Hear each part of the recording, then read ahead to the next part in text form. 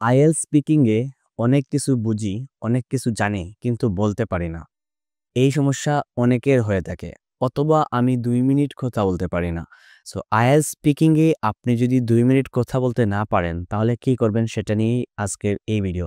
Hello viewers, I'm Tarek from Learn with Tarek. If you are new my channel, you can subscribe my channel and click the bell icon for getting new videos. Number 1, if you want to get a good score in IELTS speaking, you have to have a lot of practices. How you can practice a lot? There are a lot of ways we may practice our speaking section, but I would say that the most effective way is you can select a friend or you can select a candidate who wants to take IELTS preparation very soon. আপনি এমন একজন বন্ধু বা আপনার এমন একজন IELTS candidate select করুন যে খুব শীঘ্রই বা ১ মাস বা ২ মাসের মধ্যে আইএলটিএস এর পরীক্ষা দিবে। এরকম কাউকে সিলেক্ট করুন এবং তার সাথে রেগুলার প্র্যাকটিস করুন। তবে মনে রাখবেন আপনার যে লেভেল সেটা থেকে একটু হলেও ভালো অথবা সেম লেভেলের কাউকে সিলেক্ট করুন। আপনার লেভেল যদি হয় 6 বা 6.5 তাহলে আপনি 5 বা 5.5 এর যে স্টুডেন্ট আছে, যে এই লেভেলের স্টুডেন্টদের সাথে প্র্যাকটিস করবেন না। কেননা তারা আপনার ভুলগুলা ধরতে পারবে না। সো এর জন্য আপনার কোনো উপকার হবে না বা ওর সাথে প্র্যাকটিস করলে তেমন বেনিফিট আপনি পাবেন না। Number 2, now you have to find out what mistakes you are doing frequently. If you have problems regarding to tense, you can fix it. If you have problem regarding to article preposition, you have to fix those issues. Without it, you can't improve your speaking score.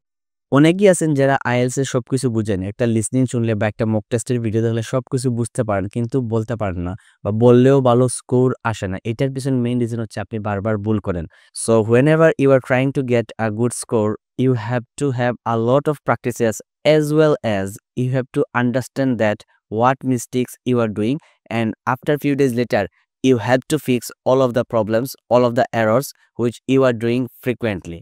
আমি যেই কথাটা বলতে চাচ্ছি যে আপনি যদি মোটামুটি listening শুনে বুঝেন, আপনি স্যাম্পল আনসার পড়েন বা আপনার ভিতরে একটা ভালো আইডিয়া আছে কিন্তু বলতে পারতেছেন, তারপরেও ভালো স্কোর আসতেছে না, তাহলে আপনার যেই সমস্যা আপনি ঘন যেই ভুলগুলা করেন সেগুলা ফিক্স করে নিতে হবে। আপনি ঘন ভুল করেন, গ্রামার রিলেটেড হতে পারে বা প্রনাউন্সিয়েশন রিলেটেড।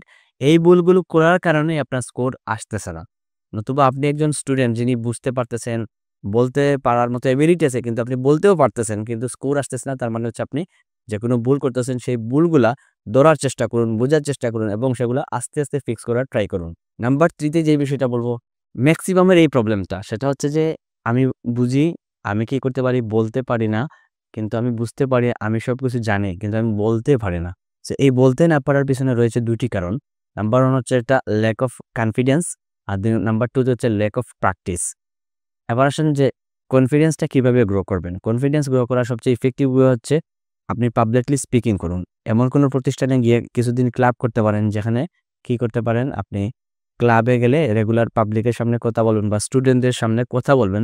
এতে করে আপনার কনফিডেন্স গ্রো করবে। অথবা আপনি যেই কাজটা করতে পারেন, আয়নার সামনে দাঁড়িয়ে আপনি কথা বলবেন অথবা ক্যামেরার সামনে দাঁড়িয়ে কথা বলবেন।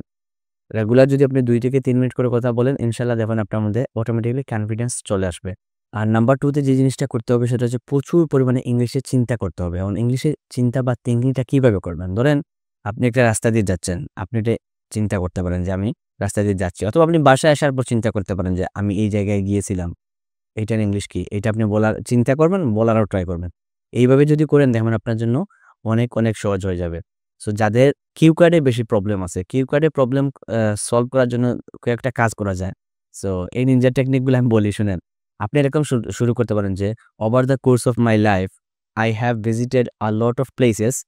Among them, today I'd like to talk about a place which I visited recently." এরকম করে আপনি স্টার্টিং এ ২০ সেকেন্ডের মতো সময় নিয়ে নিবেন, হ্যাঁ?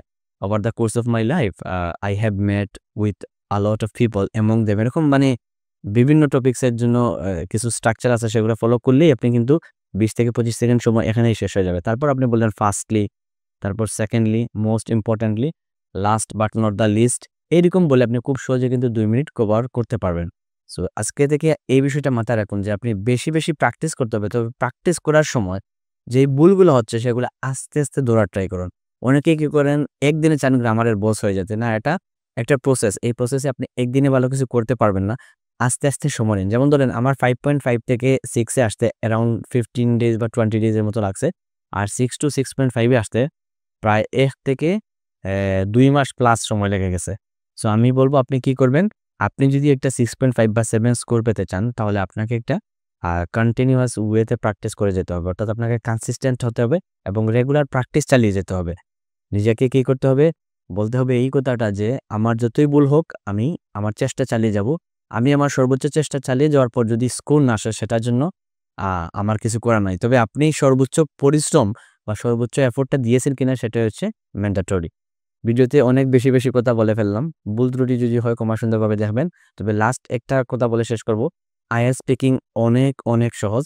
আপনাকে জাস্ট বুঝতে হবে IELTS স্পিকিং কে মার্কিং কিভাবে করা হয় আর আপনাকে ফ্লুয়েন্সি নিয়ে আসতে হবে। এই ফ্লুয়েন্সি নিয়ে আসার জন্য প্রচুর পরিমাণে স্যাম্পল আনসার পড়তে হবে এবং আপনাকে প্রচুর পরিমাণে মক টেস্টের ভিডিওগুলা দেখতে হবে। এই বিষয়গুলা যদি করেন আর প্র্যাকটিস করেন ইনশাআল্লাহ IELTS স্পিকিং এ 6.5 অনেক, অনেক সহজ। I am signing out. আসসালামু আলাইকুম।